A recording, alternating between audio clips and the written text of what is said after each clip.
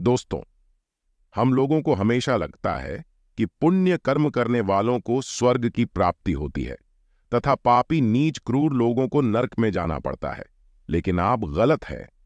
इस कथा के माध्यम से हम आपको बताएंगे कि स्वर्ग में जाने का असली हकदार कौन है और वह कौन से कर्म हैं जिससे आपके सारे कष्ट और पाप समाप्त हो जाते हैं। तो आइए दोस्तों, जानते हैं इस पवित्र कथा के माध्यम से। दोस्तों, एक बार धरती लोक पर 4 व्यक्तियों की मृत्यु एक ही साथ हुई थी। वे सभी लोग विचारों में अलग अलग और अलग अलग प्रदेश के रहने वाले थे। केवल संयोग से ही उन चारों का अंत एक ही समय पर हो गया था। एक ही समय पर यम के दूत उन चारों को लेने के लिए आए थे। मरने वालों में एक तो किसी प्रदेश का राजा था, दूसरा बड़ा धनी व्यापारी था, तीसरा एक पूजा पाठ करने वाला पंडित था और चौथा गरीब मजदूर था जो दिन भर मेहनत करके अपने परिवार का पालन पोषण करता था।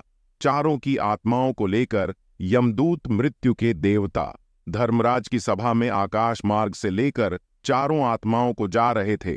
जब यमराज दूत उन चारों आत्माओं को लेकर यमराज के सभा में पहुंचे तो उनके सम्मुख जाकर खड़े हो गए। वे चारों सोच रहे थे कि कौन स्वर्ग में जाएगा और कौन नरक में जाएगा। यमराज अपने आसन पर विराजमान नहीं हुए थे। उससे पहले ही चारों आपस में बातचीत करते हुए स्वयं को ही स्वर्ग का मिलना चाहिए, ये कहने लगे। सबसे पहले राजा कहने लगा, देखो, मुझे तो धर्मराज पक्का स्वर्ग में ही भेज देंगे, क्योंकि मैं एक विश्वविख्यात राजा हूं। मैंने अपने अनेक सद्कर्मों से धरती लोक पर अपना खूब नाम कमा आया है। चारों तरफ लोग मेरे अच्छे कर्मों की चर्चा करते हैं। कभी भी कोई मेरे द्वार से खाली हाथ नहीं गया। जो भी आया मैंने उसे इतना दिया कि वह जीवन भर मेरा नाम नहीं भूल पाया है। हर तरफ मेरे नाम का यशवगान हो रहा है। मेरे द्वारा लुटाए गए दान से लाखों लोगों को खाने को अन्न मिला और रहने को आसरा मिला। इसलिए मेरे कर्मों को देखते हुए धर्मराज मुझे पक्का ही स्वर्ग में भेजेंगे। दोस्तों, राजा की बात सुनकर वह धनी व्यापारी कहने लगा, हे भाई, मैंने तो पृथ्वीलोक रहकर खूब धन कमाया और उस धन से मैंने लाखों लोगों की सहायता की है। मैंने अपनी कमाई का 11वां हिस्सा सदैव दीन दुखियों की सहायता में उपयोग किया है।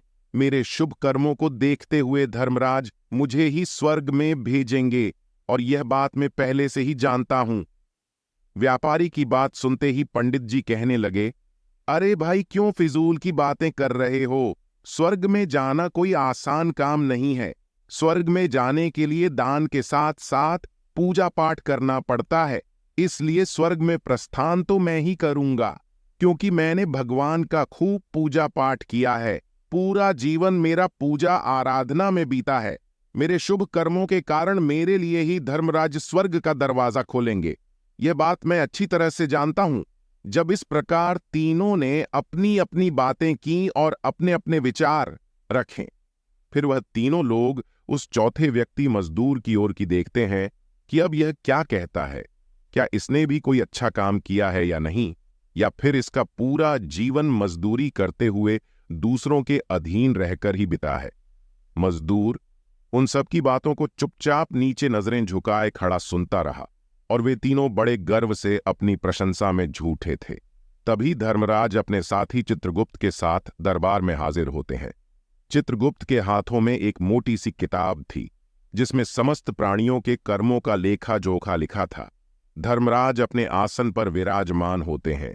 उसके बाद चित्रगुप्त ने राजा को अपने पास बुलाया और उससे पूछने लगे कि तुम बताओ, तुम तो धरती पर बड़े ही विख्यात राजा थे।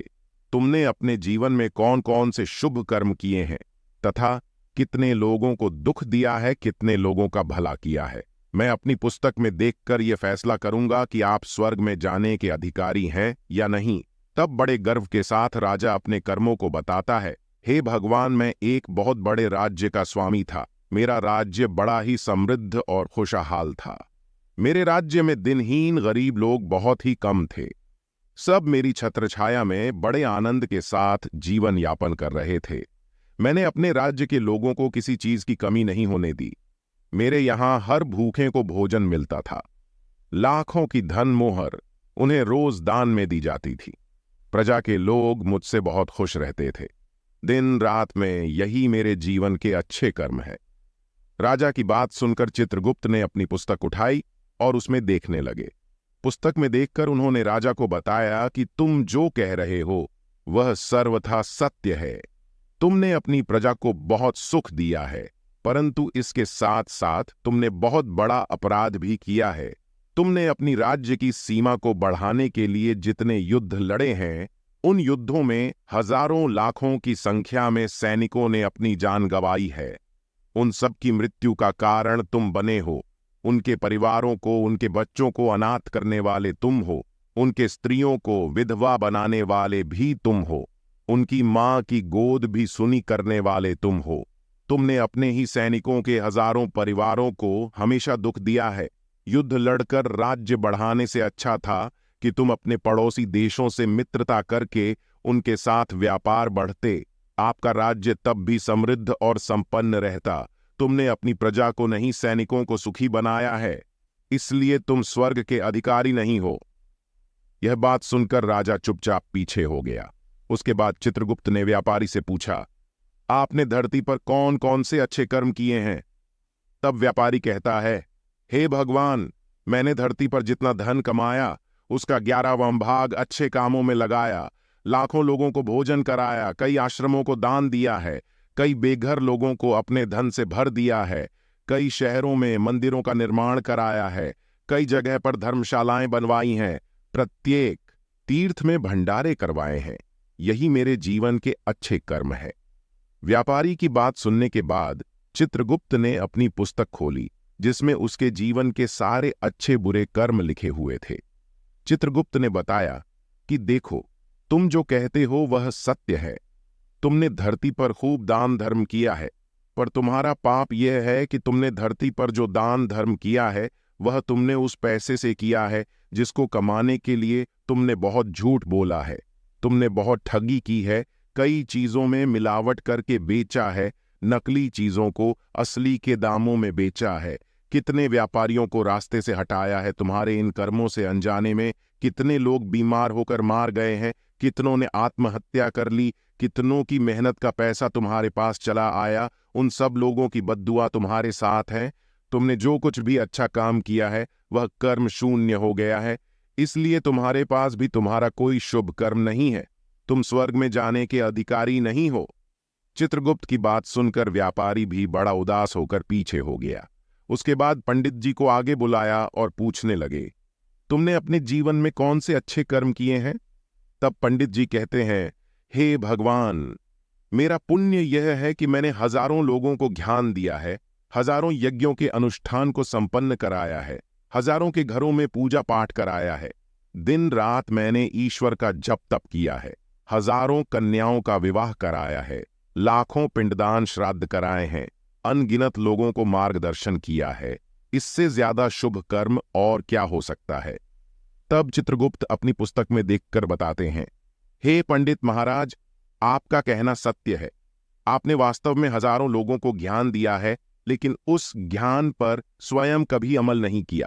आपने सैकड़ों यज्ञ पूजा अनुष्ठान कराए, पर उसको निस्वार्थ भाव से किया गया, कोई कर्म नहीं था। तुम हमेशा से धन के लालची रहे हो, इसलिए तुम स्वर्ग में जाने के अधिकारी नहीं हो। अब तो उदास होते हुए पंडित जी भी पीछे हो गए। अब बचा केवल मजदूर। वह मजदूर ये सब देखकर बड़ा हैरान था कि अब तक वह जिनको इतना महान समझ रहा था, उनमें से कोई भी स्वर्ग का अधिकारी नहीं रहा। तो मैं कैसे स्वर्ग में जा सकता हूं? मुझे तो स्वर्ग की कल्पना भी नहीं करनी चाहिए, क्योंकि मैं तो कभी पूजा पाठ जब तब या दान करने के लायक भी नहीं था। तो शुभ कर्म कहां से करता? मैं तो मेहनत मजदूरी करके सारे जीवन अपने परिवार का भरण पोषण करता रहा। वह मजदूर यह सब बातें सोच ही रहा था। इतने में ही चित्रगुप्त ने उसे भी आवा लगा दी और उससे पूछा, किंतु वह मजदूर तो पहले से ही कहने लगा, भगवान, मैंने धरती पर एक गरीब के घर में जन्म लिया था। दान हवन पूजा पाठ करने के मैं लायक ही नहीं था, तो मैं शुभ कर्म कहां से करता? मैं तो अपने परिवार का पालन पोषण बड़ी मुश्किल से कर लेता था। मैं जानता हूं भगवान कि मैं स्वर्ग में जाने का अधिकारी नहीं हूं। मैंने धरती पर भी नरक भोगा है और आगे भी नरक में ही जाने की हैसियत है। किंतु हे प्रभु, यहां पर भी मेरी एक इच्छा है। मैं स्वर्ग में तो नहीं जा पाऊंगा, लेकिन मैं एक बार स्वर्ग को अपनी आंखों को झपकाकर देखना चाहता हूं। इससे अधिक मेरी कोई इच्छा नहीं है, क्योंकि मैंने ऐसा कोई कर्म नहीं किया है जो कुछ देर के लिए ही मुझे स्वर्ग में पहुंचा दे। मजदूरी के बाद लोगों की सेवा के लिए मेरे पास समय नहीं बच पाता था। बचा हुआ समय मैं अपने बूढ़े माँ बाप की सेवा में लगा देता था। उनके लिए उन्हें खिलाता पिलाता, उनके वस्त्र बदलता, यही मेरी दिनचर्या थी। मुझे तो मंदिर में जाने का भी अवसर नहीं मिलता था। मजदूर की बात सुनकर चित्रगुप्त ने अपनी पुस्तक में देखकर पूछा, हे मानव, तुम ध्यान से सोचकर बताओ कि तुमने कभी तो कोई शुभ कर्म किया होगा। तब मजदूर अपने पूरे जीवन के घटनाक्रम को याद करता है। तब उसे याद आता है कि एक बार उसे बहुत तेज भूख लगी थी। वह रोटी खाने के लिए बैठा ही था, कितने में वहां एक बहुत ही कमजोर बीमार कुत्ता टहलता हुआ आ गया, जो ठीक से चल भी नहीं पाता था। वह आकर मेरे सामने बैठ गया और मेरी रोटी की ओर गौर से देखने लगा। मैं समझ गया कि वह कुत्ता बहुत भूखा है। मेरे अंदर से आवाज आई कि बेजुबान जानवर को छोड़कर तू अकेला कैसे खा सकता है। मैंने वह रोटी स्वयं ना खाकर उस कुत्ते को खिला दी। उस दिन मैंने पूरे दिन भूखे पेट रहकर ही काम किया था। मजदूर की बात सुनकर चित्रगुप्त मुस्कुराए और उसका हाथ पकड़कर बड़े सम्मान के साथ उसे स्वर्ग में लेकर गए और बोले, वास्तव में आप ही स्वर्ग में रहने के अधिकारी हो। प्राणी यों पर दया दिखाना ही सबसे बड़ा शुभ कर्म है। मनुष्य जो भी कम निस्वार्थ भाव से करता है, वास्तव में उसका ही उसे सबसे बड़ा पुण्य मिलता है। निस्वार्थ भाव से किया गया जन कल्याण के लिए एक छोटे से छोटा काम भी आपके सैकड़ों पापों को नष्ट कर देता है। लोगों से लालच, मोह और स्वार्थ के वशीभूत होकर किया गया शुभ कर्म भी फलदायी नहीं होता है। इसलिए ध्यान रहे, जीवन में अच्छे कर्म अच्छी भावना के साथ करना चाहिए।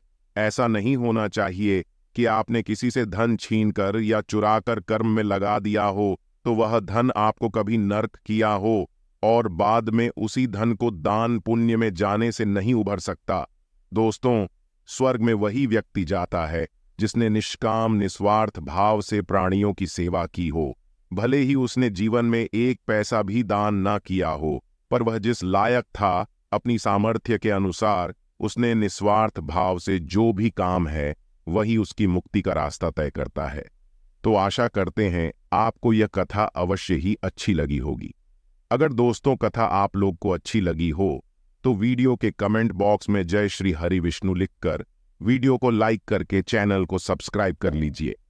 इससे हमारा वीडियो आप लोग को सबसे पहले मिले। दोस्तों, वीडियो हमारा